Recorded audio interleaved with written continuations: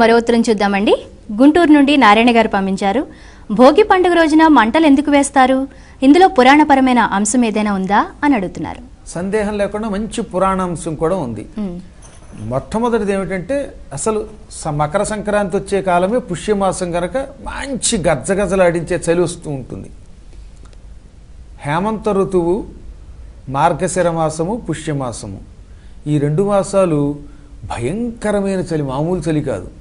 ఈ చలిలో మానవ శరీరాన్ని ఉత్తేజపరిచి చలి నుంచి కాస్త ఊరట ఓదార్పు ఇచ్చేందుకోసం అని చలిమంటలు వేసుకుంటాం. భోగినాడు తలంటుకున్నాక సహజంగా ప్రతివాడికి చలి వస్తుంది కాబట్టి దానికోసం మంట వేసుకుంటున్నాం. అసలు పురాణ గాథ ఒకటి ఉన్నది. మహిషాసురుడి వంశంలో పూర్వం రురువు అని పేరు కలిగిన ఒక రాక్షసుడు పుట్టాడు. వాడి పేరు రురువు.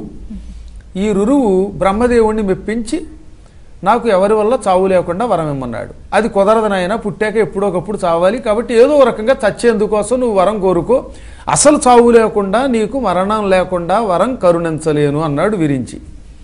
అప్పుడు వాడు బాగా ఆలోచించి ఆవు పేడని నెల్లాళ్ల పాటు ముద్దలు చేసి వాటిని జాగ్రత్తగా ఇంటి ముందు పెట్టి పూజించి ఆ ముద్దలు ఎండిన తర్వాత వాటితోటి మంట పెట్టి ఆ మంటలో నన్ను తగలవేస్తే మాత్రమే నేను చచ్చేటట్టు వరమన్నాడు. ఈ పని ఎవరు చెయ్యరని వాడి ఉద్దేశం.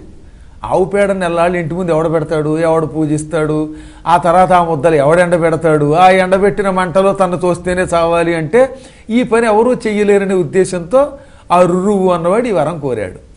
బ్రహ్మ తథాస్తు అన్నాడు. దాంతో వాడికి చావు ఎలా ఉంటుందో ఎవరికీ తెలియదు. వాడు విజృంభించాడు, లోకాలన్నింటినీ పట్టి పీడించాడు. అసలు ఇక వాడి ముందు ఎవరు ఆగలేకపోయేవారు. ఇలాంటి పెద్ద పెద్ద బంగారపు గొలుసులు కనపడ్డాయంటే మెడలోంచి తెంపి మరీ చంపి పట్టుకుపోయేవాడు. వాడు లేరు కాబట్టి మీరు నేను అదృష్టవంతులు అయ్యాం. అంత దుర్మార్గుడు వాడు. బంగారం అంటే చాలు వాడికి పిచ్చనమాట.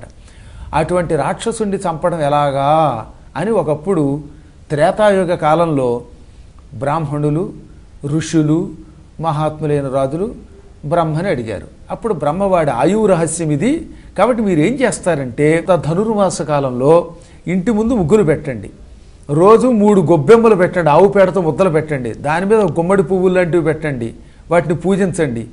మర్నాడు ఉదయం ఈ ముద్దలను తీసుకెళ్ళి ఎండలో ఎండబెట్టండి. ఇలా ఈ నెల్లాళ్ళు వ్రతం చేసి ఆ తర్వాత ఈ ముద్దలన్నింటినీ భోగి పిడకలు అంటారు కదా, వీటన్నిటిని ఈ పిడకల్ని మంట వెయ్యండి. వాడిని యుద్ధానికి పిలవండి. వాడు ఈ విషయం తెలియదు కాబట్టి యుద్ధానికి వస్తాడు. రాగానే వెనక నుంచి వాడిని ఆ మంటలోకి తొయ్యండి, వాడు చచ్చిపోతాడు అన్నాడు. సరే అలాగే జరిగింది. ఈ భోగి పిడకలన్నీ మంట వేశారు. ఆ రాక్షసుణ్ణి ఈ ఋషులంతా కవ్వించారు. బోడి ఋషులతో యుద్ధం కూడా లెక్కేనా అని వాడు యుద్ధానికి వచ్చాడు. రాగానే కొంతమంది ఎదురుగుండా యుద్ధం చేశారు, కొంతమంది వెనక నుంచి తోపు తోశారు ఆ భోగి మంటలోకి. వాడు అందులో పడి బూడిదైపోయాడు. ఆ రకంగా రురువు అనే రాక్షసుణ్ణి సంహరించడం కోసం ఈ భోగి మంట, ఈ భోగి పిడకలు, ఈ గొబ్బెమ్మలు ఏర్పడ్డాయి. రురువు అనే శబ్దానికి అర్థం ఏమిటంటే సూక్ష్మక్రిమి అని అర్థం. అంటే దోమలు మొదలైనటువంటి వాటి ద్వారా వచ్చేటటువంటి రోగాలను వ్యాపింపచేసే క్రిములను కూడా అర్థం. ఈ రురువులనే క్రిములు ఎప్పటికి కూడా ఎక్కడుంటాయి? నరకంలో ఉంటాయి. రురువులనే క్రిములు మనల్ని తింటున్నాయి కాబట్టి ఆ నరకానికి రౌరవము అని పేరు. ఆ విషయం కూడా చాలామందికి తెలియదు. రౌరవం అనే నరకం ఉందని, అందులో ఈ రురువులనే పురుగులు ఉంటాయని. నాయనలారా, భోగి మంట వేస్తే మీ చుట్టుపక్కల ఉన్న వాతావరణంలో ఉన్న దోమలు, చెత్త, క్రిములన్నీ చస్తాయిరా. ఆవు పేడలో ఉన్న ఔషధ గుణాలు అటువంటివి, తద్వారా చాలా ఆరోగ్యం కూడా వస్తుందని ఇంకొక అంతరార్థం కూడా ఉందన్నమాట. ఈ రకంగా పురాణగాథ, ఆరోగ్యపరమైన అంశం ఈ భోగి పిడకల్లో ఈ భోగి